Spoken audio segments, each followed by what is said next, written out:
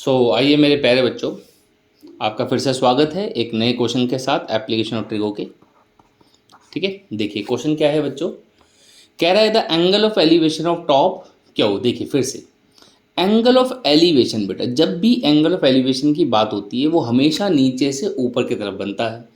तो कह रहा है बेटा angle of elevation of top क्या हो of a vertical tower P Q. एक वर्टिकल टावर है पी क्यू। अब देखिए क्वेश्चन को हमेशा पूरा पढ़ा करिए। वर्टिकल टावर की पोजीशन कहाँ है ये हमें नहीं पता। कई बार क्या होता है टावर ग्राउंड पे होता है, कई बार टावर कहाँ होता है किसी बिल्डिंग के ऊपर होता है। अगर ये मेंशन नहीं है कि टावर कहाँ है तो मान लेते हैं कि वो ग्राउंड पे बना हुआ है। ठीक है, ध्यान रखिएगा। तो आइए आगे पढ़ते हैं। The angle of elevation top Q, ठीक है, top Q of vertical tower P Q from a point x, एक एक्स पॉइंट से टावर पी क्यू के टॉप का एंगल बन रहा है। ठीक है, और ये जो एक्स है कहाँ है, ऑन द ग्राउंड 60 डिग्री। तो टावर के बारे में कोई इन्फॉर्मेशन नहीं है, आप पूरा पढ़ लीजिए, मैं पढ़ चुका हूँ। टावर के बारे में कोई इन्फॉर्मेशन नहीं है, वो कहाँ है। तो मेरे प्यारे बच्चों हम एज्यूम कर लेंगे कि टावर कहाँ है, ग्राउंड लेवल पे है। तो मान लिया बेटा मैंने, मेरे प्यारे बच्चों ये है टावर, ठीक है, पी क्यू। ठीक है, चलो थोड़ा सा ये ज़्यादा ही टेढ़ी मेढ़ी बन गई लाइन, तो आइए अब सीधी बनेगी। क्लियर, ये हमने क्या मान लिया, ये हमारा टावर है। क्लियर, इस टावर का नाम क्या है बेटा, P Q. According to the question हमने इसका नाम रखा। अब ग्राउंड पे एक पॉइंट है जहाँ से एंगल ऑफ एलिवेशन इसका बना। इस पॉइंट का नाम है बेटा एक्स, और ये एंगल ऑफ एलिवेशन कितना बना, 60 डिग्री। क्लियर हुआ, आगे बढ़ते हैं। फिर आगे बोल रहा है एट एनी पॉइंट वाई। अब कोई वाई पॉइंट है, कहाँ पर है, 40 metre vertically above x axis. देखो ये कुछ अलग है, एनसीईआरटी में नहीं है ऐसा क्वेश्चन। कहता है पॉइंट है वाई पर है कहाँ ये, 40 metre vertically above. Vertically above का मेरे प्यारे बच्चों मतलब ये है कि एक्स से आपको यहाँ से 40 मीटर ऊपर जाना है। तो मान लेते हैं हम ये 40 मीटर ऊपर आ गए। यहाँ से ये पॉइंट वाई बोला उसने, इधर से एंगल ऑफ एलिवेशन बन रहा है। अब एंगल एलिवेशन किसका बन रहा है, पहले किसका बन रहा था, टावर के टॉप का। तो अभी भी वही बन रहा है, जब मेंशन नहीं कर रहा मतलब उसी की बात कर रहा है। ठीक है, तो यहाँ से एंगल ऑफ एलिवेशन बन रहा है, ये बना, ये रहा। ठीक है, यहाँ से एक सीधी लाइन खींच देते हैं क्योंकि एंगल बनाना है ना। तो ये एंगल कितना बना है मेरे प्यारे बच्चों, 45 डिग्री। क्लियर हुई बात, ये बना। फिर आपको कह रहा है find height of tower P Q. तो आपको ये टावर की हाइट निकालनी है। दूसरा आपको डिस्टेंस निकालना है एक्स क्यू। तो एक्स क्यू डिस्टेंस आपको नज़र आ रहा होगा। तो दो चीज़ें इसमें फाइंड करनी है। तो टू फाइंड लिख लेते हैं एक बारी। टू फाइंड में क्या क्या निकालना है, एक तो बेटा मुझे पी क्यू निकालना है, एंड मेरे प्यारे बच्चे को मुझे एक्स क्यू निकालना है। क्लियर, बहुत ईजी क्वेश्चन है। आइए देखते हैं, फिगर मैंने बना दी है, ध्यान रखना ये 90 डिग्री है यहाँ पर, ये भी 90 डिग्री है। क्लियर, मुझे इसकी हाइट निकालनी है। अब नोटिस करेंगे कुछ चीज़ें। देखो बेटा ये 40 है, ऑब्वियसली ये भी 40 होगा। क्लियर, तो एक काम करते हैं, इसको 40 मान लिया। अब मुझे हाइट ऑफ टावर निकालनी है, बट बिफोर डैट मैं सिर्फ इतना पार्ट निकालूंगा, इसे मैं एक्स मान लेता हूँ। इस पॉइंट का कुछ नाम रख लेते हैं, मान लेते हैं आर है। क्लियर, तो अब सारी चीज़ों का हमने नाम रख लिया, करना क्या है देखिए। मैं आपको बार बार समझाता हूँ, आप मेरे बाकी क्वेश्चंस भी देखेंगे, वीडियोस देखेंगे। तो मैं बार बार कहता हूँ एप्लीकेशन ट्रिगो के क्वेश्चन को करने का बड़ा सरल तरीका है, बड़ा आसान तरीका है। करना क्या है, इसमें दो राइट एंगल ट्रायंगल आप ढूंढिए, नज़र आ रहे होंगे आपको। मेजरली वही दो राइट एंगल ट्रायंगल है। एक है एक्स क्यू पी, नज़र आया ये वाला। दूसरा क्या है, वाई क्यू आर, एक ये वाला वाई क्यू आर। क्लियर, दो राइट एंगल ट्रायंगल हैं। आप किसी भी ऑर्डर में, कोई मैटर नहीं रखता आप पहले किस ट्रायंगल में जा रहे हैं, किसी भी ऑर्डर में आप ट्रायंगल में जाइए, आप कैलकुलेट करेंगे, आपका आंसर आना ही आना है। बेचिंत हो जाइए, कभी मत घबराया कर एप्लीकेशन ट्रिगो क्वेश्चन से। मेन इसमें जो पंगा होता है वो सिर्फ फिगर बनाने तक का है। एक बार फिगर बन गई, उसके बाद दो राइट एंगल ट्रायंगल है, दोनों में एक एक करके चले जाओ, काम हो जाएगा, बेचिंत हो जाओ। ठीक है, तो फिगर हमने यहाँ साइड में शिफ्ट कर दी है। आराम से क्वेश्चन को करते हैं। आइए शुरू करते हैं इसका सल्यूशन। ठीक है, सल्यूशन शुरू करते हैं।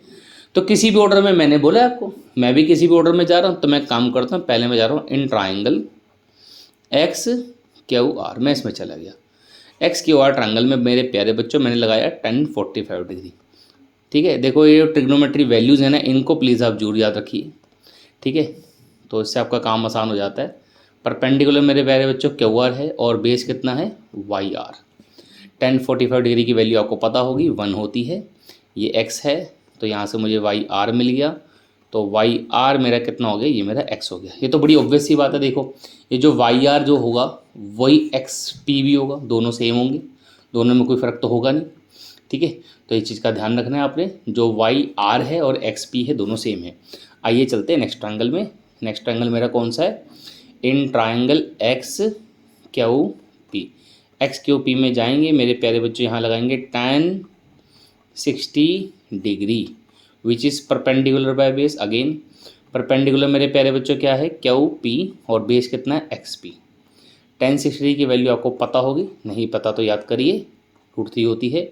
ये है x+40, फिगर में देखेंगे आपको नज़र आएगा। क्यू से लेके p तक की जो लेंथ है ये कितनी है, x+40 है। अब बात करते हैं देखो फिर से एक्स पी की। देखो एक्स पी और वाई आर अभी मैंने बोला था दोनों सेम है, तो मैं इसकी जगह एक्स लिख रहा हूँ। कहाँ से आया ये, यहाँ से आया, इक्वेशन 1। तो मैं यहाँ पे लिखूँगा बाय इक्वेशन 1। एक तो मैंने एक्सप्लेनेशन दी एंड एक एक्सप्लेनेशन में और दे दूँगा, बिकॉज जो वाई आर है वो इक्वल होगा किसके, एक्स पी के। क्लियर। अब मुझे एक्स निकालना है, आराम से निकल जाएगा, अब तो कोई दिक्कत ही नहीं है, क्रॉस मल्टीप्लाई कराएंगे निकल जाएगा। तो आइए कराते हैं। तो ये हो गया √3x इक्वल्स टू x+40। मुझे x निकालना है तो x वाली टर्म्स को मैं एक तरफ ले जाऊंगा। ध्यान रखिएगा बेटा, एप्लीकेशन ट्रिगो में √3 या किसी भी रूट वाले नंबर की वैल्यू तब तक नहीं डालनी जब तक मेंशन ना हो। हमें देखो ये जो है ना √3 बेटा, √3 √2, वैसे √3 आपको नज़र आएगा इसमें। √3 एक इरेशनल नंबर है। अब इरेशनल नंबर की वैल्यू तो कोई लिख ही नहीं सकता, ये तो डेसिमल के बाद तो रुकते ही नहीं है, चलते ही रहते हैं। ठीक है, तो जब तक क्वेश्चन में मेंशन ना करे आपको वैल्यू नहीं डालनी। फिर भी अगर मान लो आप किसी बुक में से क्वेश्चन कर रहे हैं और उसमें आपका आंसर ही टैली नहीं हो रहा, क्योंकि आप देख रहे हैं कि आंसर में तो √3 है ही नहीं, ठीक है, क्वेश्चन में बोला भी नहीं था, तब आप क्या कर सकते हैं, इस केस में आप √3 की वैल्यू 1.732 ले सकते हैं। एग्जाम में आपको डालने की जरूरत नहीं, अनटिल अनलेस वो मेंशन ना करे। एग्जाम में वो लोग मेंशन करके देते हैं। ठीक है, अगर उन्हें चाहिए होगा कि √3 क्या वैल्यू डालो तो मेंशन कर देंगे आपको कि √3 की वैल्यू आपको ये लेनी है 1.732। ठीक है, आपने अपनी इच्छा से नहीं डालना, ध्यान रखिएगा। ठीक है, आगे बढ़ते हैं और कैलकुलेशन करते हैं। तो एक्स आ गया आपका 40। ठीक है, बातें करते करते क्वेश्चन भी सॉल्व हो गया, शायद आपने नोटिस किया होगा, यहाँ से मैंने रैशनलाइज़ किया है। ठीक है, तो नीचे हो गया a² - b²। देखिए कैलकुलेशन में मैं ऑलमोस्ट आपके सारे ही स्टेप्स कर देता हूँ, काटता नहीं हूँ, क्योंकि कुछ बच्चे बड़े ही वीक होते हैं पढ़ाई में, उन्हें फिर समझ नहीं आता। बाकी कैलकुलेशन यहाँ करते हैं। तो x = 40 √3 + 1, नीचे कितना आ गया 3 - 1 विच इज़ 2। ठीक है, तो मेरे प्यारे बच्चों 40 √3 + 1, नीचे आ गया बच्चों 2 से इसको आप काट दीजिए, ये हो गया 20। So what we get 20 √3 + 1 metre. अब बच्चों ये x आ गया, मुझे क्या निकालना है, मुझे निकालना है हाइट ऑफ टावर। तो हाइट ऑफ टावर निकाल लेते हैं। Height of tower,